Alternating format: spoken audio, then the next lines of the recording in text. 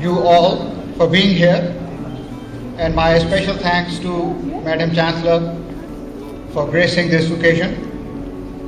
This afternoon, we have the distinct pleasure and honor of having Mr. Todd Shea as our guest to hear about his inspirational work for the poor in Pakistan and to enjoy some of his music. Todd Shea is the Executive Director of Comprehensive Disaster Services, Response Services. He is a vocalist, he is a songwriter, and a guitarist.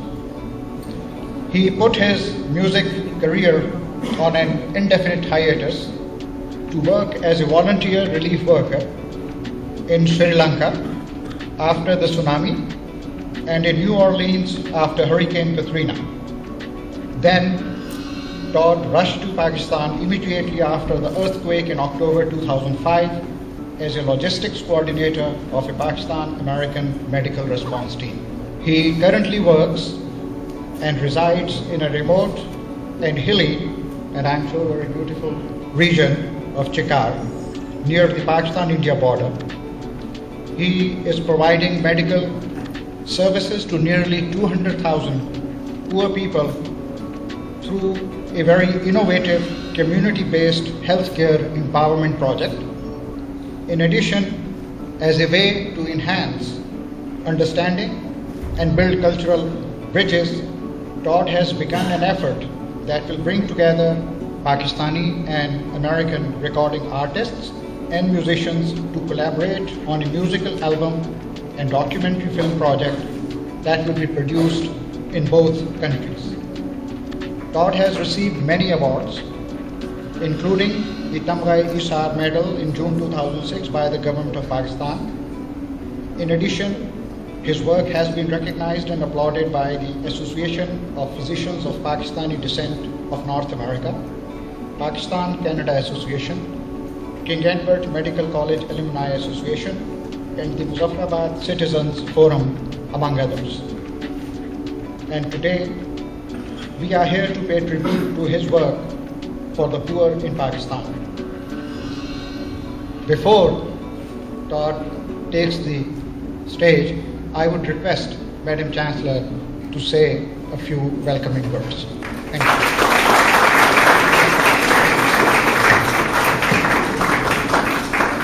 Good afternoon, children and staff members and faculty members and our honored guests. It's a pleasure to welcome Todd here to Szabist University within the Karachi campus. Todd is a sheer inspiration for all of us who want to do community service, and I think students have to create a zeal for this kind of work, and it is not lacking in them. It's just the case of not finding enough opportunities to work with the community, and I think Todd can show us the way whereby we can as citizens contribute something to the community from which we come.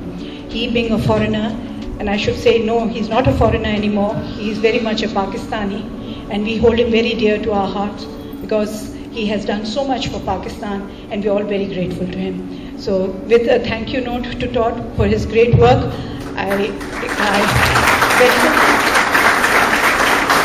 welcome him to Karachi Szabist, and I'm sure you will take great pleasure and guidance from his inspirational work. Thank you.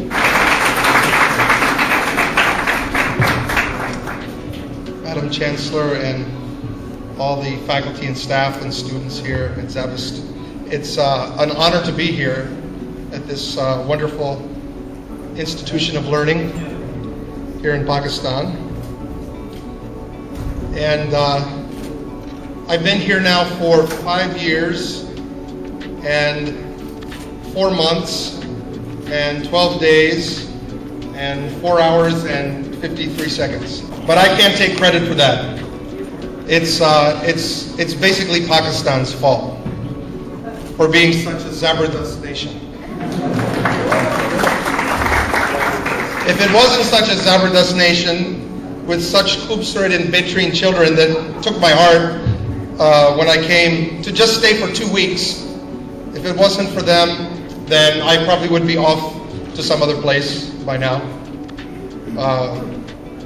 A lot of people, when I go back and visit in America, my son, who's probably most of you are about 19, 20 years old. My son is 20, and he's in a university as well. And he visited me in Pakistan and has worked with me.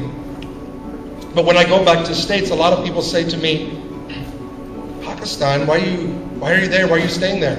And I say, well, you know, I could live, it's true, if I wanted to live in Antarctica or any other place on this planet, I could. I'm here by choice.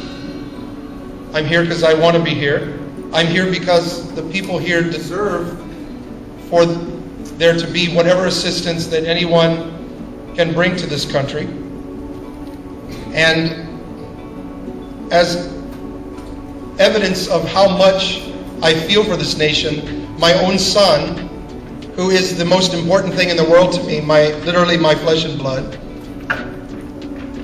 I brought him here to see for himself what I think that all young American kids should see in America about Pakistan. Because I think that if kids his age learned about the Pakistan that is the real Pakistan, and not just the 2% of the truth 100% of the time that they get in the American and Western media, then they would all feel the same as my son, who spent the summer here and said to me, as we were taking off in the plane, it was his first trip here was 2008. So when he's in the airplane and we're taking off from Karachi airport, I said to him, as we're rolling down the runway, heading back to the States, I said, so what do you think of Pakistan? A bunch of terrorists? He said, no, Dad, they're the strongest people I've ever met in my life.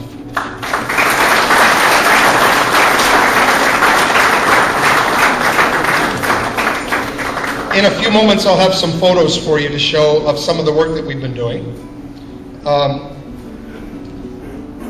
But basically, in the 5 years I've been here, I've mostly been working in Azad Kashmir, and mostly concentrating in an area not far and right at the line of control.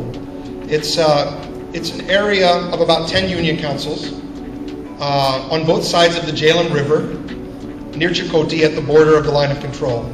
It's about 5.5 hours by road from Islamabad to Chakar, and another 2 or 3 hours depending on which village you would go that I work in. We're at 10 health facilities, a rural health center, and then several first aid posts in and about the area.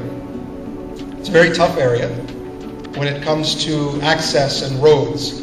You can get to Chakar by all manner of vehicles, but past Chakar and up to the line of control, many of these roads in these small villages are very steep and only available by Jeep. In fact, even a Jeep has a tough time getting to some of these places. The road and the river are the same. Literally, you're on paths of rocks in some of these places. The elevation goes up to over 10,000 feet.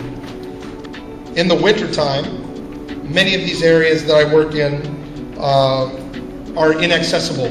The snow blocks the passes, and the people that are on the other side living in those villages are generally going to be there until the snow melts or is otherwise cleared. There's a very heavy army presence there, as you can imagine, because of the line of control. And there's one such place we've been working in called Gundigran, Pandu, and it's behind a 10,000-foot ridge, and the other side is the line of control. So about 7,000 people are kind of there, trapped by the line of control and this 10,000-foot mountain on one side, particularly during the winter. And it was the Army who asked me to come there because they couldn't even do the health care that the people needed. And so it's an area that I didn't even know about. I would encourage all of you, if any of you have not been, and I'm not just talking about the parts of Azad Kashmir that are larger cities and things, but I would encourage each and every one of you, if you want to see one of the most beautiful places you can ever imagine, with 168-foot waterfalls and just incredible beauty. Simple but wonderful people who need assistance, and you want to see how people live there and what their needs are, you can come and visit my NGO and we'll take care of you. We'll feed you, we'll give you a place to sleep. Won't be anything fancy, but it'll be comfortable, and the food is good. My staff takes very good care of volunteers. We've had about 1,500 volunteers since earthquake in the last 5 years, and we haven't had a single threat. We haven't had a single problem.